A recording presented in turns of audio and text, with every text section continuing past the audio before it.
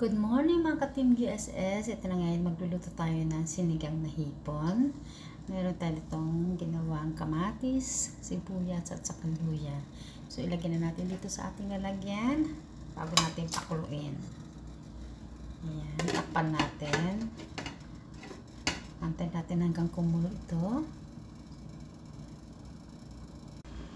Ito na, GSS. Kumukulo na siya. Lagyan natin ng kunting asin.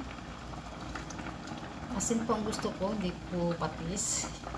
Kasi ay bahala na po kayo kung gusto nyo ilagay. Basta sa akin, patis lang po. Ayan. Tapan natin. At kunin natin ang ating hipon. Ito ko, lagyan natin ang ating hipon.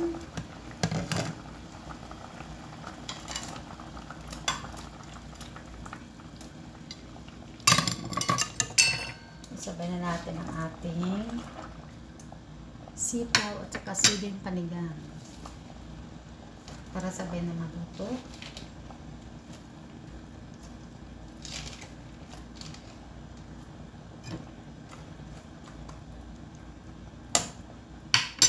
Tapan natin until 2 minutes bago natin ilagay ang ating pang-asim at saka kangkong. See ya!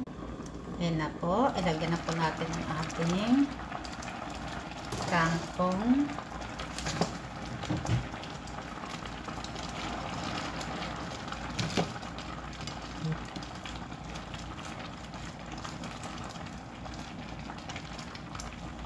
At saka tamarind soup mix.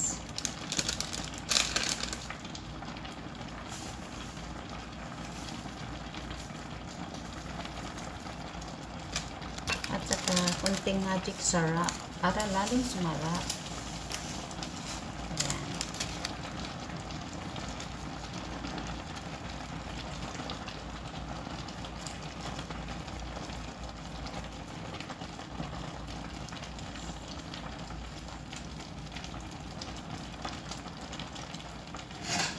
Ayan. Tapan natin within 2 minutes.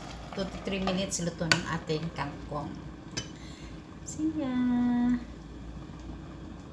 Ito na, ka-Team GSS. Tikman na natin ang ating sinigang na hipon.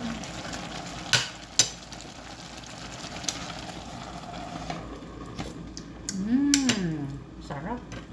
Tama lang yung asin. Ayan, ka-Team GSS. Dapangan na.